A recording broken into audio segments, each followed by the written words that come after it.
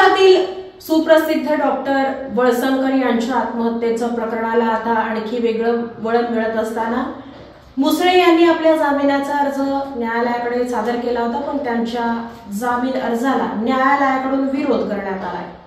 प्रसिद्ध मेंदूविकार तज्ज्ञ डॉक्टर शिरीष वळसंकर यांच्या आत्महत्येप्रकरणी न्यायालयीन कोठडीत असलेल्या मनीषा माने मुसळे हिच्या जामीन अर्जास सरकारी पक्षाने अतिरिक्त जिल्हा न्यायाधीश जे मोहिते यांच्या न्यायालयात म्हणणे सादर करत विरोध दर्शवला. या जामीन अर्जावरील पुढील सुनावणी 17 जून रोजी होणार आहे. डॉक्टर वळसंकर यांनी 18 एप्रिल रोजी रात्री 8:30च्या सुमारास राहत्या घरातील बाथरूममध्ये स्वतःकडील पिस्तूलमधून डोक्यात गोळी झाडून आत्महत्या केली.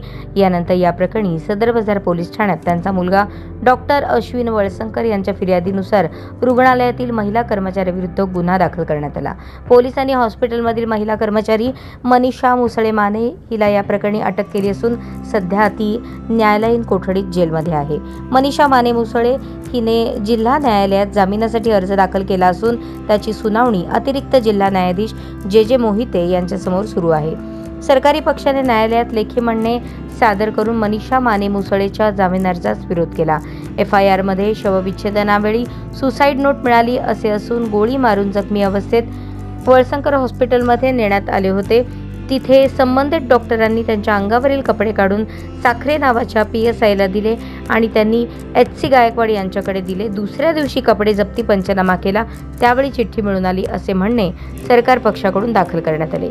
मनीषा माने मुसळे हिने हॉस्पिटलची बदनामी करते, तिचे अधिकार कमी करू नका, मी आत्महत्या करते असे म्हणून डॉक्टरांना मानसिक त्रास देत होती आणि 18 एप्रिलला डॉक्टर वळसंकर यांनी मुलगा अश्विन यास मनीषा माने मुसळे बद्दल सांगितले आणि मी जीवन संपवत आहे असे तपासात निष्पन्न झाले. 17 एप्रिलला माने मुसळे ही हॉस्पिटलमध्ये 2 वेळा डॉक्टरांच्या केबिनमध्ये गेल्याचे दिसते, त्यावरून ती टॉर्चर करत होती हे निष्पन्न झाले. हस्ताक्षर तज्ज्ञांचे रिपोर्ट यायचे आहेत. तिला जामीन दिल्यास तपासात अडथळा येण्याची शक्यता आहे असे म्हणणे सादर करत सरकारी पक्षाने जामीन अर्जास विरोध केला आहे. या प्रकरणी सरकारकडून ॲडव्होकेट प्रदीप सिंग राजपूत तर आरोपीकडून ॲडव्होकेट प्रशांत नवगिरे काम पाहत आहेत.